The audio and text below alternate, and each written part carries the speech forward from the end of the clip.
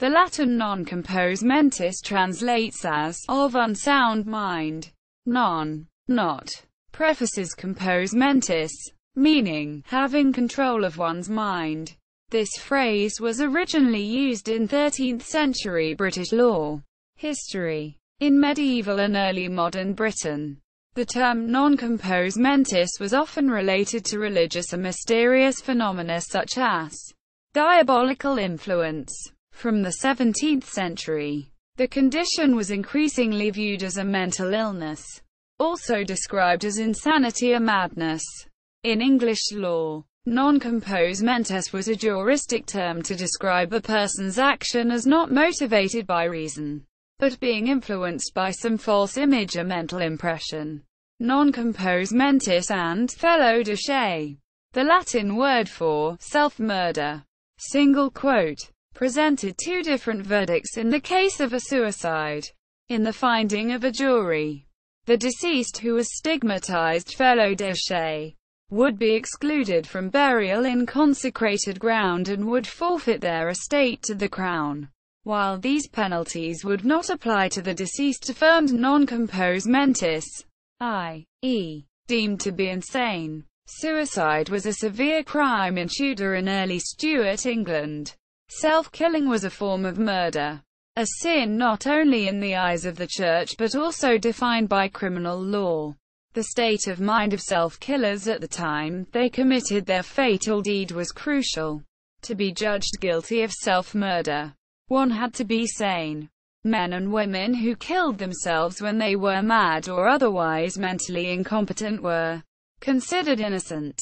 The verdict would be made by a jury.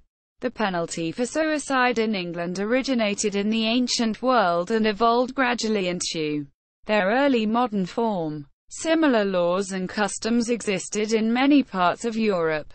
Born of domestic beliefs, the ritual of punishing suicide, which is usually concerned with the suicidal corpse, embodies the notion that suicide is polluting, and that the suicide should be ostracized by the community of the living and the dead. The theological and legal severity increased in the High Middle Ages. The medieval theologian Thomas Aquinas extended Augustine's arguments against suicide and added the new interpretation of violation of natural law to it. Most Western European governments began to promulgate laws to confiscate some of a suicide's property. However, attitudes to suicide changed profoundly after 1660.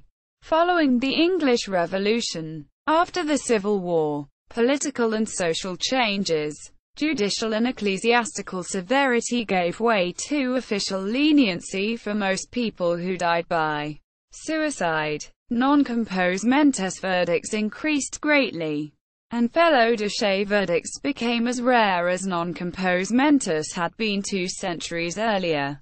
Usage. In English law, the rule of non compos mentis was most commonly used when the defendant invoked religious or magical explanations for behavior, as mentioned above. Although typically used in law, this term can also be used metaphorically or figuratively, e.g., when one is in a confused state, intoxicated, or similarly mentally impaired. It usually refers to a person has no rational mind or judgment, and whose behavior is nonsense. Some relating words such as insane, mad, and lunatic used more frequently in psychiatry. However, the laws against suicide and the verdicts felo de se and non compos mentis had never faded until the late 19th century.